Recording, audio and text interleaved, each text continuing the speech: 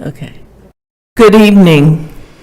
My name is Joanne Muir. I'm with the Stillwater League of Women Voters, and we are holding this forum tonight for the representative for Oklahoma. Trish Ranson is on my right, and Michael Bauman's on my left.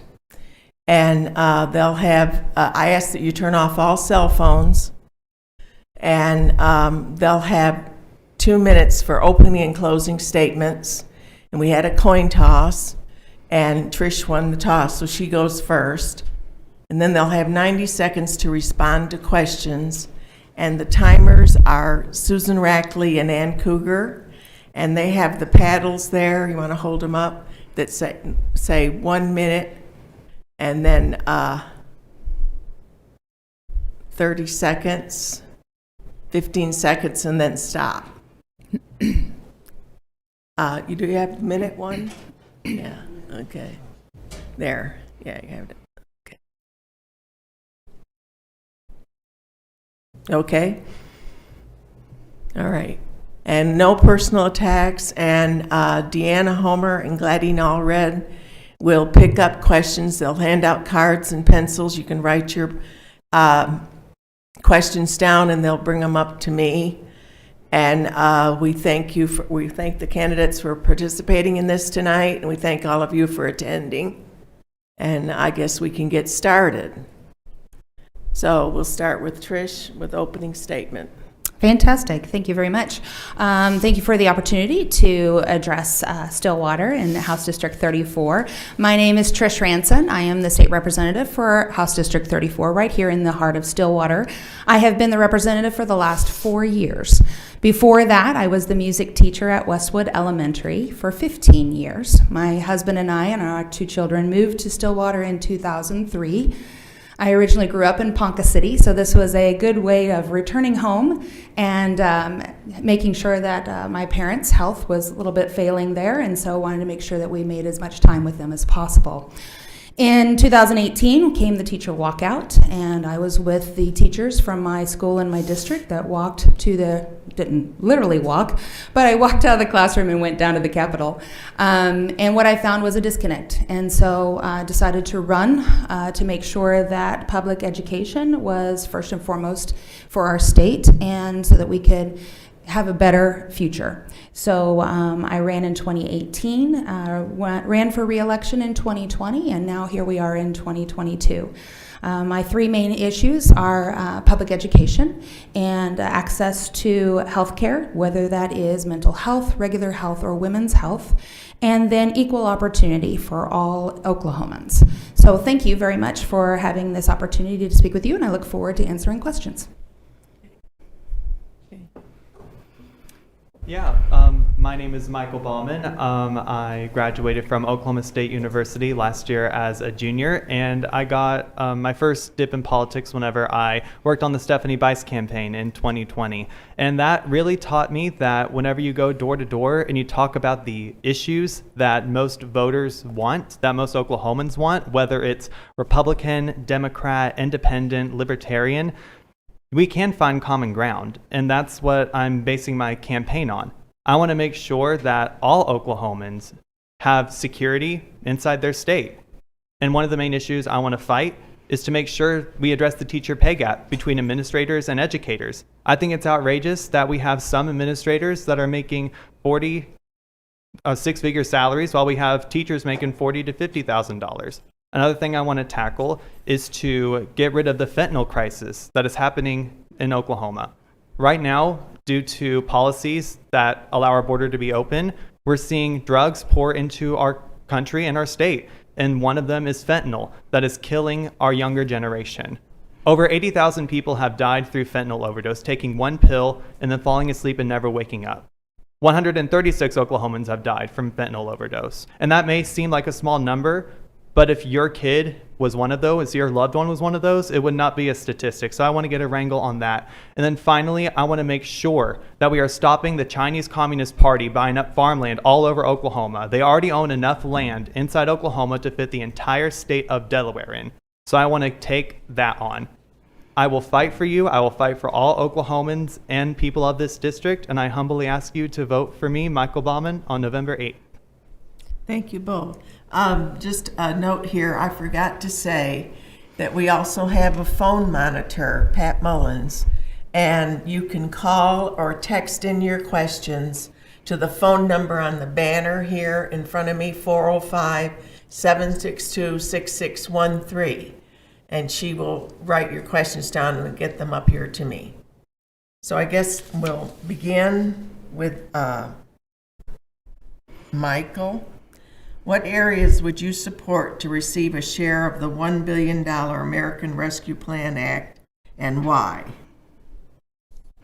Yeah, so one of the main things I want to implement that money on is to tackle the curriculum reform. Right now, we have a curriculum that's not teaching our kids how to take a multiple choice test. They're teaching our kids how to take a multiple choice test. They're not teaching our kids how to live in the real world. I want to make sure that we invest in a curriculum that teaches our kids life skills classes. That means mandatory cooking classes, making sure that they know how to write a check, making sure they know how to negotiate a bank loan, even knowing how to apply for a part-time job. Those are the issues that I want to tackle with that surplus or that $1 billion COVID relief. I also want to invest it inside mental health and how our students were shut down from schools for almost an entire year.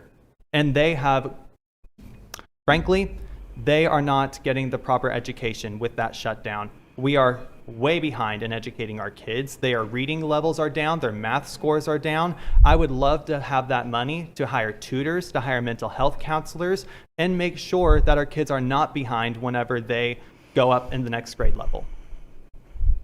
Thank you. Trish? So the ARPA dollars, the $1.8 billion, have already been allocated.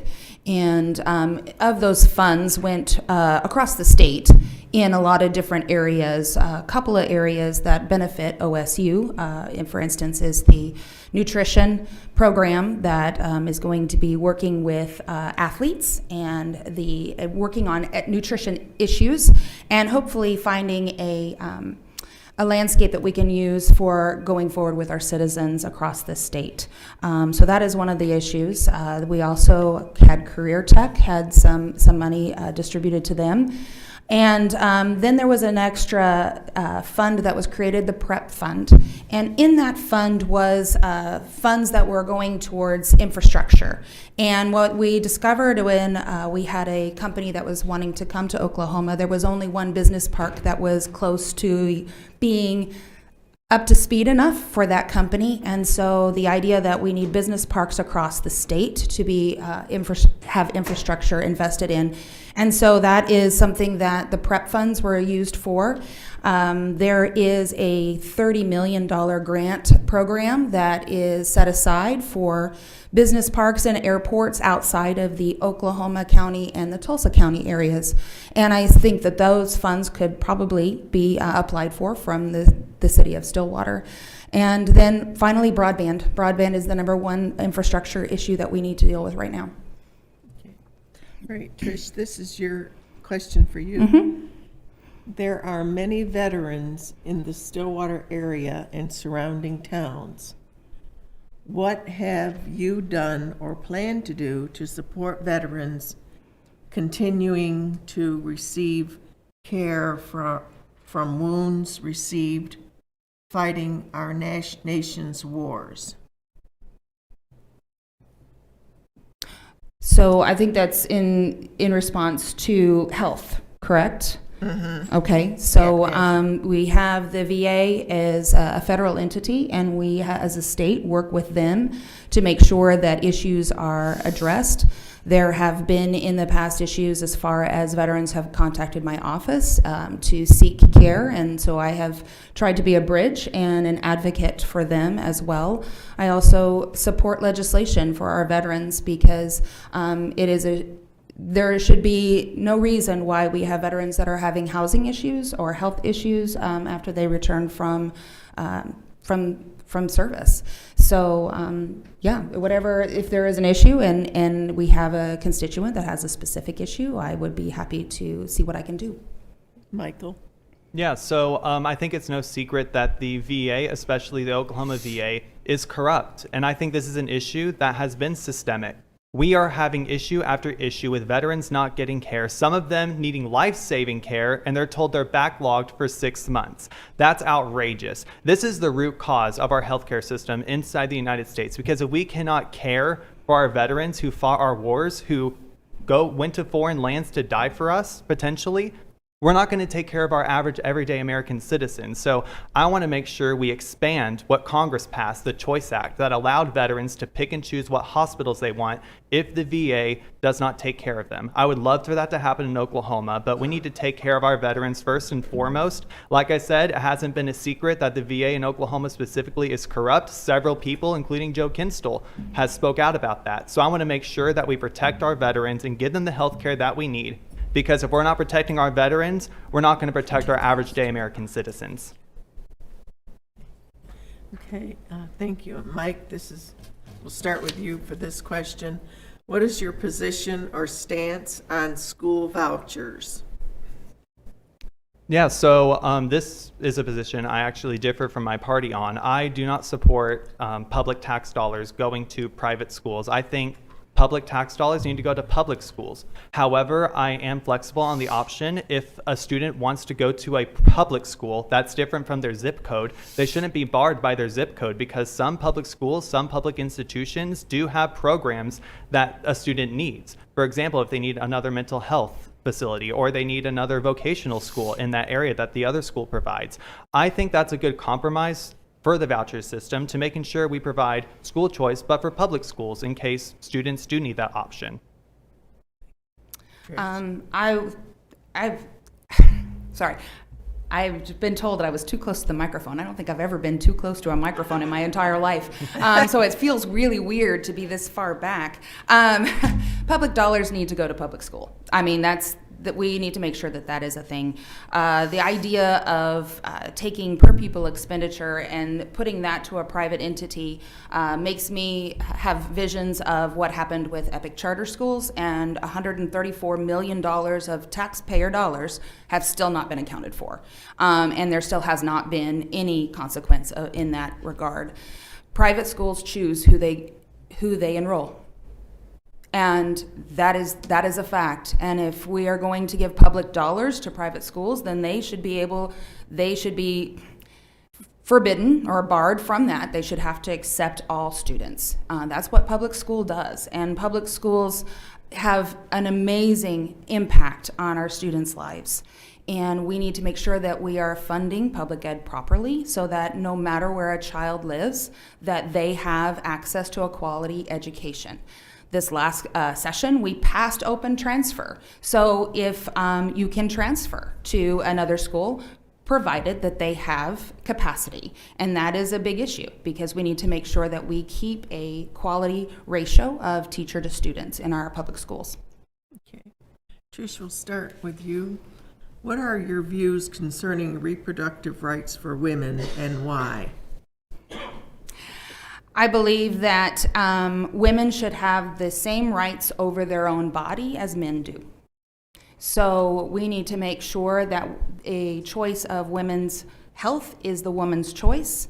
And I have been very clear on that from day one. I have debated, I have questioned against every abortion banning bill in the House, and I have voted against them all.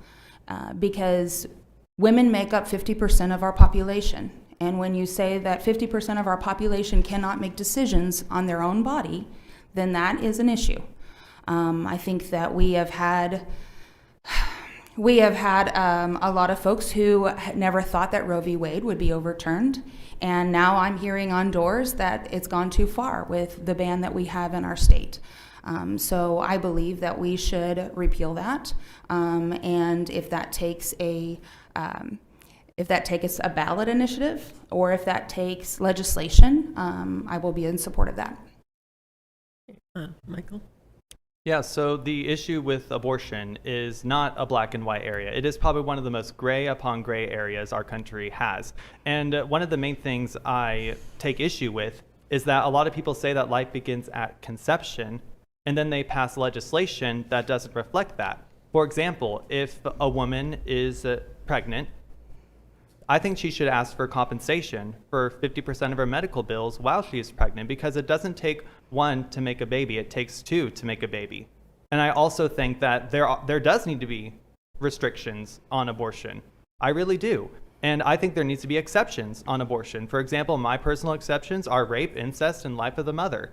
But I find it troubling that a lot of people don't explain their positions, their exceptions, or their restrictions on abortion. I've been very clear. I do accept restrictions and I do accept exceptions. Life of the mother, rape, and incest. That's about it. Okay. Trish, we'll start with you. Does it start with Michael? I start Yeah, with yeah. Michael. Okay. I'm glad somebody's on track. Okay. There has been concern about embezzlement in charter schools. What would you do? What would you propose to improve transparency and management in this area? Well, it's just not embezzlement inside private schools. It's embezzlement inside the public schools as well. I don't think that a lot of people are talking about this, but there is a lot of corruption happening inside the public school system. And I think that's why another reason why teachers aren't getting paid the amount they deserve.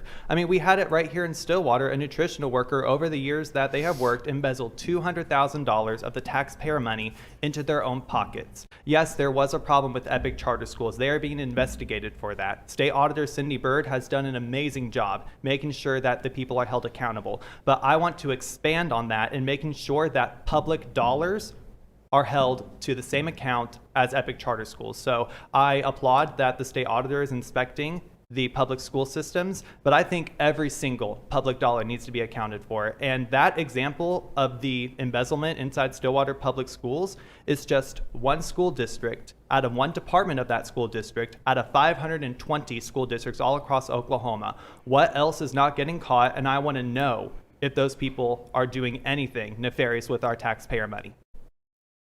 Trish? Can you repeat the question? Yeah. There has been concern about embezzlement in charter schools. What would you propose to improve transparency and management in this area? Well, the charters are, especially with Epic. Epic was a public charter, and so the public funds went to Epic, and then once it went past the private part, then, as far as that half of the business, that money disappeared and it was no longer accounted for. We had a bill this last session that would have closed that loophole and made that where that was not possible anymore. And the leadership, the supermajority in the House, did not pass it. Which I think is atrocious. If we know that there has been embezzlement, then we should be finding out what that loophole is, close it, and then being mindful and going forward. The fact that there has not been, even though there has been an investigation and an audit, there has not been any consequences yet. That is an atrocity. But also, when it comes to the public schools, we have folks in the districts that are charged with making sure that everything is audited. And the State Department of Ed audits our districts routinely.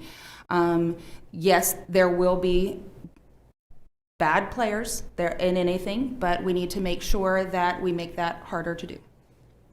Thank you. And we'll start with you now, Trish. What do you view? Oh, no, that you've already answered. Do you support or disapprove of legalizing recreational marijuana, and why? So, recreational marijuana, I believe, when it goes on the ballot in March, will pass. Most states that have gone medical first end up going recreational after.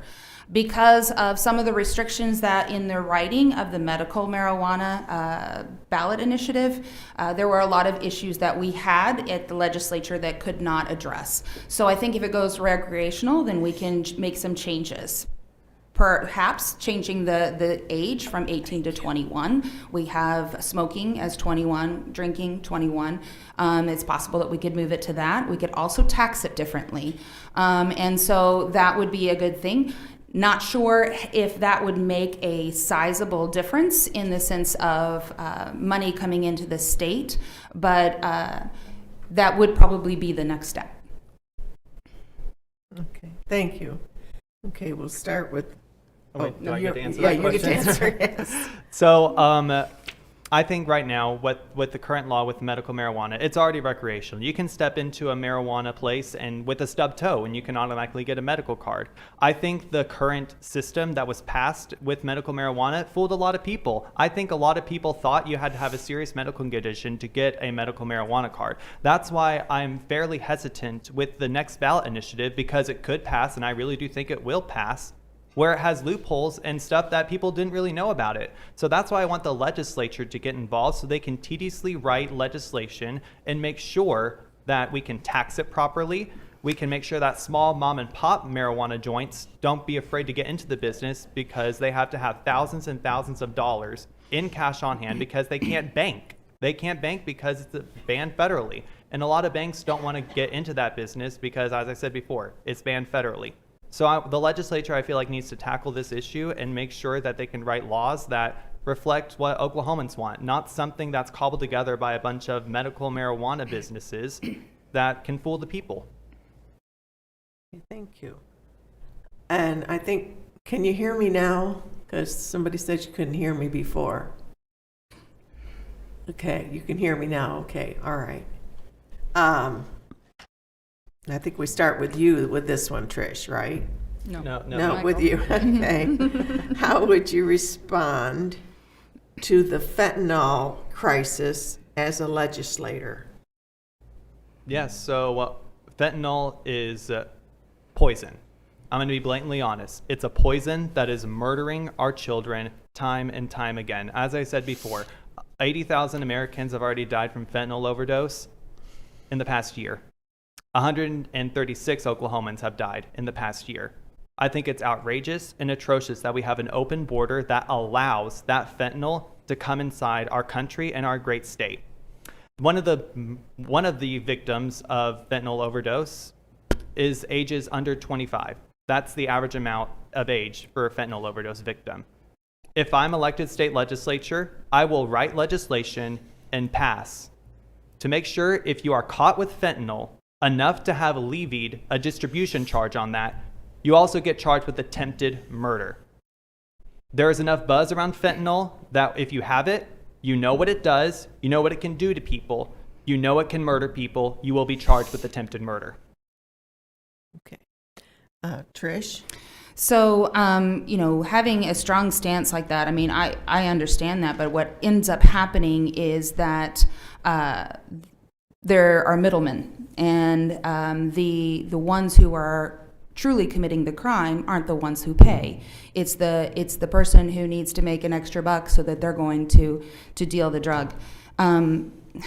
But as far as legislation is concerned, as far as the classification of fentanyl, the making sure of the consequence for that, we can look at that as well. But we also need to be in partnership with our other states around us and making sure that it doesn't come to the state, and making sure that our law enforcement are properly trained to spot, to see, to make sure that our public is properly educated on the dangers of it, and making sure that the age group in question here that also are educated in what it can do. And an all-around approach, I think, is going to be more successful than if we harp down and have a harsh consequence, because then the wrong person is going to end up paying the price. Can I respond to that? Yes. Yes, so the reason why we need harsher punishments for it, because a regular drug distribution charge won't be enough for a person to commit to a plea deal. If you want to take out the middleman, but if you want to swim upstream to get a bigger fish, you have to levy a charge that's harsh enough to make sure that you can hammer out a plea deal with that person. That is how you go after the bigger fish. I want to go after those bigger fish. But in order to do so, you have to make sure that you levy a strong enough charge to where somebody can say, oh, well, I get off with it, like with a slap on the wrist. You have to make sure you can swim upstream and get the bigger fish with the proper charge. And as I said before, anybody that has fentanyl, they know what it can do. They know, honestly, it can murder people. So I think we need to charge people with the proper punishment, and it's the proper crime. Thank you. Both. I'm going to start with Trish. Mm-hmm. What legislation What legislation would you propose to deal with guns, particularly outlawing AR-15s, automatic rifles? Well, currently, we are a permitless carry state, and we have multiple laws that are now in the books that make all guns accessible at all times, it feels like. But that is something that I think, honestly, has not made our state any more safe. In fact, I think it has made us more unsafe, making sure that individuals that are 18 are not able to access that type of weaponry. It would be a step in the right direction. Making sure that we have background checks, making sure that we have due process red flag laws, so that if someone has claimed either a danger to themselves or to other people, that our law enforcement can step in. And that is a concern right now with our law enforcement, that they cannot do anything if there is a threat. And we have, this last session, passed a ban on all red flag laws. I think we need to readdress that. I think we need to look at our gun laws again, and we need to make sure that we have common sense gun laws in place in Oklahoma. Michael? Yeah, so for me, this is a three-step solution, especially to deal with the rise in school shootings that we've had. Number one, we need to make sure we open up background checks to anybody under 21 into their juvenile record. I think it's completely insane that you have a 16 or 17-year-old commit an atrocity, and then when they turn 18, their slate is automatically wiped clean. We need to make sure we can expand that background check to look at those individuals. And number two, we need to get rid of signs that have gun-free zones on there. I think those signs are only designed to tell the criminal that nobody there is armed. I think we need to get rid of them, and specifically in schools, have a sign that says staff are armed. Even though the staff is not armed, they'll think twice about going into that building. And then finally, number three, we need to teach our kids how to respect firearms. And I'm gonna ask people in the audience right now, people watching right now, who would you trust with a firearm right now? A 16-year-old 100 years ago or a 16-year-old today? And the answer is obviously clear. A 16-year-old 100 years ago, because they were trained and they're more mature than they were 100 years ago from today. So right now, we need to pass legislation that could have an option for students and parents to opt into a gun training program that could safely and responsibly teach our kids how to respect a firearm. And then lastly, red flag laws, I feel like they are redundant because they take weapons away from somebody who is deemed a danger to themselves and society, and then they're left inside the house. They can grab a knife and commit a crime. They can grab another weapon to commit a crime. We need to make sure we're talking about institutionalizing people, because that has more steps. You have to have more evidence, and you have to make sure those ducks are in a row. So I'm in favor of all of that, but those are the things we have to do to stop gun violence. Thank you. Okay, Michael, we start with you with this one. What legislation would you propose to keep our schools safe? All right, well, again, I would love to have a course designed to help students know what a firearm is and help them respect that weapon. I feel like with all the video games that are coming out, with everything else, they have stunted the maturity level of our students, and we need to implement that again. I mean, there were firearm courses probably 100 years ago, and yes, the firearm has changed, but the ability to teach a student to respect it has not. I feel like we're holding our students' hands on some points, and I think this is an issue where we're holding our students' hands. We need to make sure that we're teaching them respect for the firearm. Number two, like I said before, we need to increase background checks for adolescents. And then finally, number three is to get rid of gun-free zones on schools and replace them with a sign. It might be a lie that says staff are armed, and that might be enough for a student or anybody who wants to commit an atrocity to think twice about it before entering with that intent. Thank you. Trish? Well, the number one demographic of a school shooter is a student themselves. And we have spent the last decade basically training our children how to avoid a school shooter, and which has prepared our school shooters for what to look for and what to do.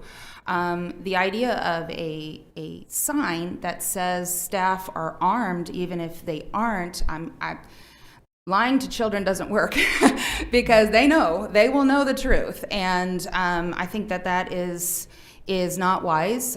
We need to make sure that we are looking at mental health of our students. The school shooters that we have seen already in the past had signals, they had symptoms, they showed signs of behavior that there was something up.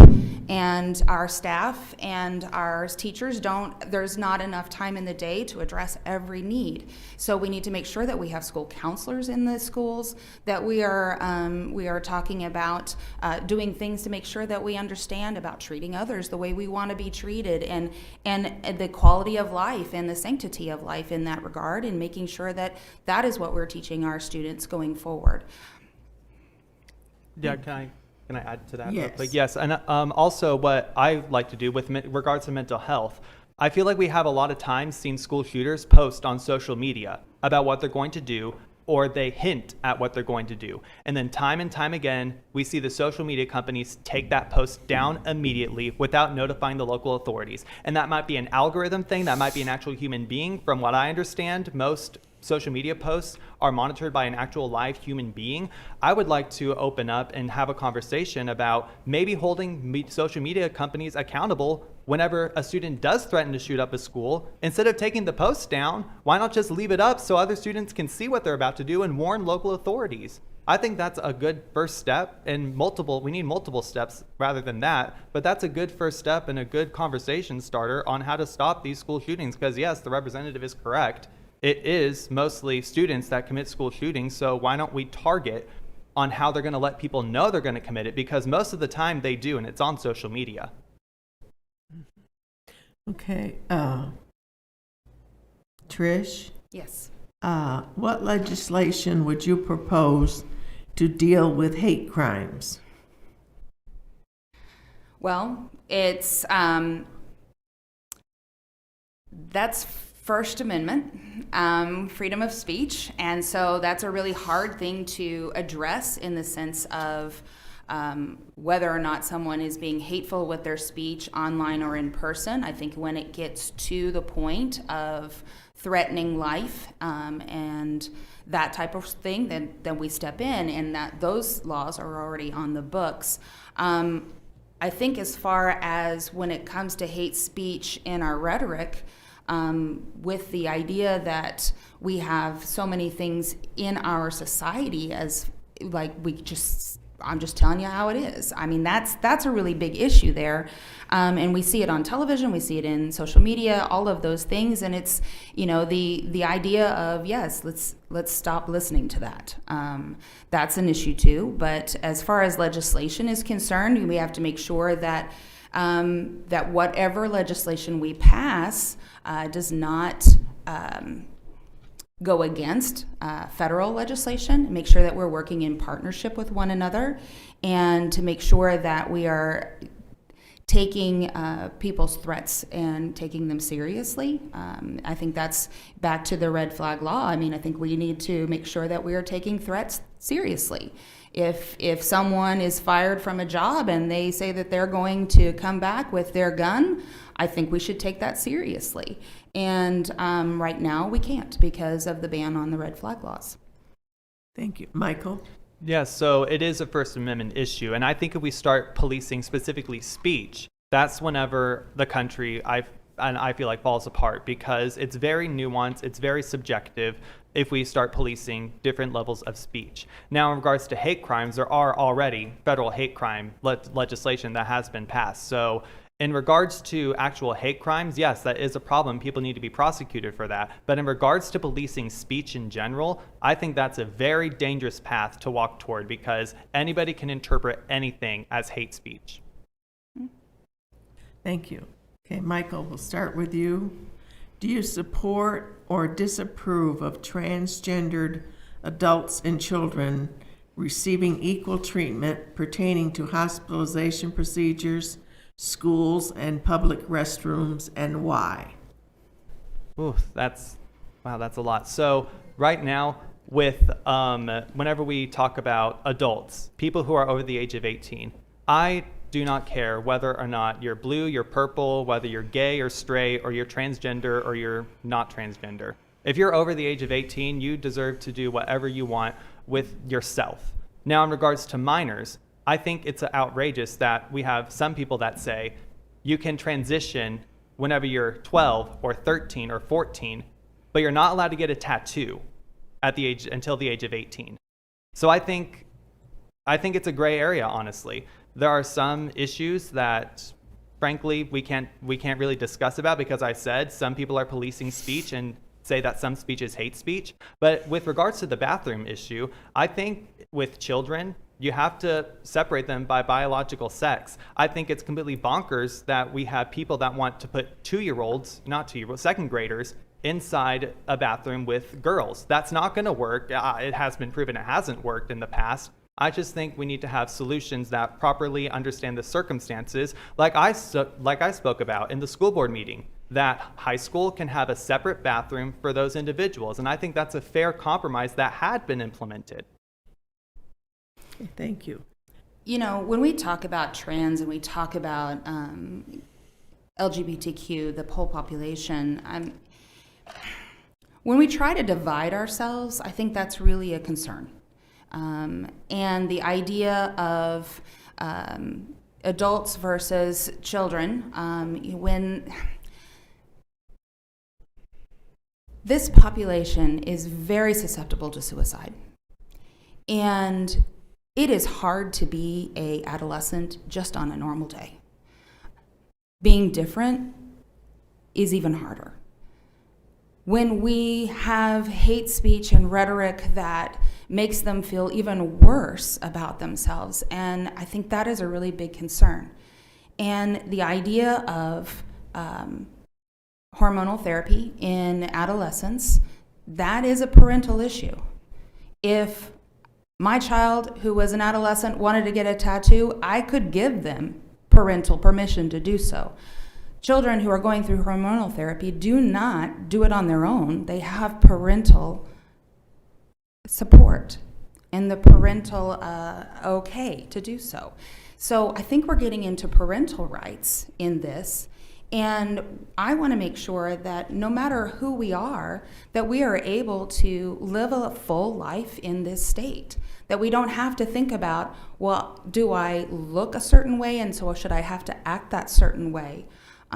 It would be very weird and traumatic to see someone who is female in all outward appearances walking into the men's room or the boys' bathroom. So would the opposite. So I just feel like that, you know, we're getting into issues that divide us rather than talking about the issue that we have a high poverty rate in this state, that we are underfunding public education, that we have a really big mental health issue in this state, and we're not even addressing that because we're too busy about wondering what is underneath anybody's clothing, and that needs to stop. Thank you.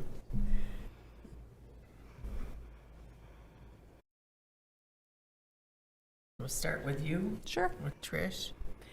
As Stillwater continues to grow, what are your plans to bring in larger scale manufacturing jobs, i.e. on the scale or larger than the Armstrong plant that recently closed? Right.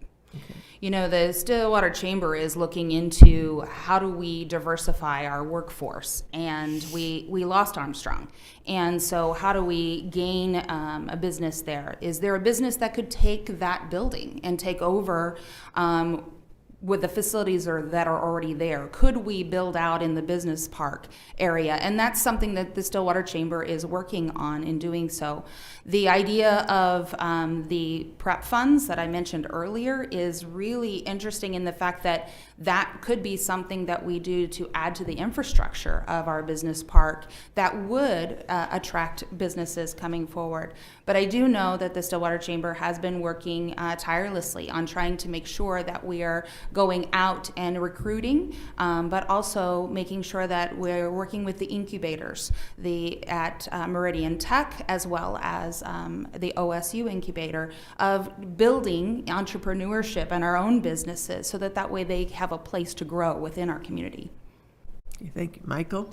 Yeah, so for the business aspect, I'd like to look at how we're actually, as the representative said, diversifying our economy. We are having actually aviation coming up to the number 2, possibly number 1 industry inside Oklahoma. And Oklahoma does have a rich history in agriculture and energy production. And I like to kind of burst out of the out-of-state stereotypes that most people have on Oklahoma and have aviation be one of the number 1 economies inside Oklahoma. And another issue I'd like to tackle is manufacturing. I think Stillwater is a perfect place to have manufacturing plants all over the city and the rural communities. And whenever Ditch Witch got downsized and so many people who commuted from Stillwater to that facility, they lost a lot of their jobs. I think we need to make sure to bring those jobs back with incentives for companies to come into Stillwater, because Stillwater honestly is a great community. A lot of people who come to Stillwater that work in either Edmond or Oklahoma City, they stay in Stillwater because of the really great school system we have here. And they commute and they take that sacrifice. So I think we need to incentivize our school system and other things so that businesses can come into Stillwater, because it's a really great town, a really great school system that I think a lot of people will take that to heart and actually come to Stillwater. Thank you. We'll start with Michael on this one. What legislation would you support or not to eliminating Oklahoma's grocery tax, and why or why not? So I'm in favor of eliminating the grocery tax inside Oklahoma, because I think it's immoral that we are targeting groceries, because people need to eat, you have to sustain yourself, you have to drink water to live. However, I think a lot of people talk about cutting the grocery tax and not being able to supplement it with other income. I would like to look at the budget and rigorously think of what wasteful items we are spending inside the Oklahoma budget, because even though it is a balanced budget, we have a balanced budget amendment inside the Constitution, we can look at the budget and work bipartisanly along with the governor to think about what we need to cut to supplement that grocery tax. And whenever people say grocery tax, I think they misconstrued that with sales tax. There is a difference between a sales tax and a tax on groceries. And I think we also need to tell the voters that difference too, because I think a lot of it gets lost in the weeds on that. Trish? I would agree that there is a lot of misunderstanding about grocery tax. The tax that we're talking about in particularly would be the state portion, which would be 4%. And so that would not touch the taxes or the sales tax that the municipalities put on. Our municipalities across the state run entirely on sales tax. So we can't, as a state, touch that, in the sense that then our communities would be without the funds that they need for fire, for police, for roads and bridges. So we want to make sure that that stays intact. The governor put out a special session call for this, the eliminating the state sales portion on groceries was actually a Democratic idea. He took that up, and the House ended up passing several parts or several different bills in that regard, sent it to the Senate, and the Senate decided that it was not going to address any of the bills that the House sent over. Instead, they're going to look at the whole tax structure across the state in hopes of trying to get as close to 0% income tax as possible. I find this very alarming in the sense that right now, if we have no sales tax, then we have no corporate tax, then we're pretty much reliant on oil and gas tax. And that makes us even more susceptible to the boom and bust of the oil and gas industry. Thank you. We talked about the young and everything in here, and I think vaping has become an issue. It's hurting our young people that are doing this, and I'd like to know, I guess we'll start with you, Trish. I'd like to know your stance on it, or legislation you would propose to deal with this. Yes. So legally, you're not allowed to purchase vaping underage, but there are several places that students can access vape material. The issue is the sellers, and we need to make sure that we are cracking down on sellers who are selling to minors, and making sure that same type of issues that we have for selling alcohol to minors. We need to make sure that we're holding the sellers accountable for that. That is something that is a partnership between the state and local authorities. And right now, it's manpower. How do we do that as well as fight the drug issues that are in our communities? And so making sure that we are working with our local municipality law enforcement is the first step there.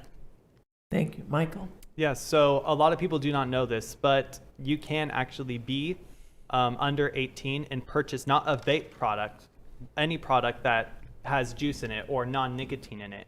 And I think that is a problem that the cigarette companies got on board. And I think we've seen this story time and time again. I think the cigarette companies hijacked the vaping industry because they knew their profits were down after what was exposed in cigarettes. So I think what we need to do is to tackle the gateway into vaping, and that is the juice cartridges into those, because they have no nicotine whatsoever. Students can still buy them and they're still vaping. So I think what we need to do is to tackle that industry, because it is a gateway into purchasing actual nicotine products that are in vape. And in regards to the other drugs that are coming in, I think fentanyl is an extremely important issue because it is literally killing that demographic that is vaping. And I think vaping is a gateway drug, starting off with the juice, upgrading to the nicotine, and then you get offered a pill that you don't know what it is, but it's fentanyl. You take it, you fall asleep, you don't wake up ever again. I think vaping is the start of a systemic issue that will lead to stronger drug abuses, all the way up to that fentanyl pill that you take and you'll never wake up again. So I think it's very important that we do solve that vaping issue. Thank you both. Those are all the questions I have for this evening. We're ready for closing statements, but before I say, I want to thank you both for participating in this forum, and also you can vote early. You can vote November 2nd, Wednesday, Thursday, Friday, and Saturday at the election board. Actually, it's at the library. At the library? Okay, at the library. And I don't know the hours, but I'm sure if you call the library, they'll tell you. And then, of course, November 8th, you vote where your precinct is. Anyway, so we'll have closing statements from Mike. Yeah, I Michael think starts. it's me. Michael starts, Yeah, so thank you so much, League of Women Voters, for putting this on. And thank you so much for everybody that is tuning in and watching it or showing up live and in person. I want to be a representative of the new generation of Oklahomans to make sure that we're fighting issues that average Oklahoman citizens are caring about, whether it's the Republican Party, Democrat Party, Independent Party, or Libertarian. I want to make sure that we're fighting for causes that everybody agrees with. Number one, making sure we stop fentanyl from coming into our kids' hands and murdering them on the spot. It is a poison, it needs to be stopped, and it needs to be dealt with. Number two, the Chinese Communist Party making Oklahoma its personal sandbox. We need to make sure we stop that and give the farmland back to Oklahomans so we can start producing food. So that food crisis is not going to stop unless we start producing more food. And then finally, number three, we need to make sure that we eliminate the grocery tax so Oklahoman families can see some inflation relief, and work in tandem with the state Senate and the governor in making sure that more Oklahomans can get inflation relief, whether it's cutting the income tax a little bit more or looking at the budget even harder to cut some wasteful items inside. Thank you so much for having me, and I humbly ask for your support on November 8th. Thank you. Trish? Well, again, thank you for the opportunity to be here. I have thoroughly enjoyed my tenure as representative for Stillwater these last 4 years.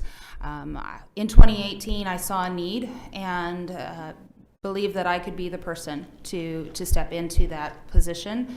I believe I have done a really good job, and I have been open, I have been accessible, I have rooted in the community. This is where I raised my children. This is my home, and I will always have a special place in my heart for Stillwater. When it comes to things that are happening today, there is a lot of fear, and there is a lot of unease about what is happening in our state, our country, our world. We have noticed that we've coming out of COVID-19, a global pandemic, and we lost a lot of family members and friends because of that.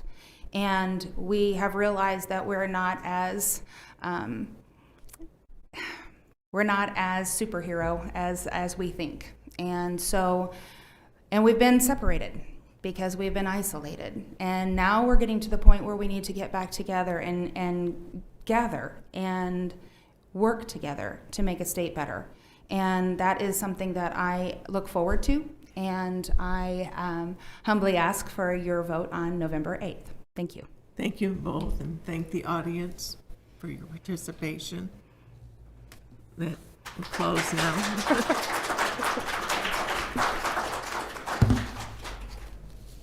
Just turn off the mic. Yeah, make sure they're turned.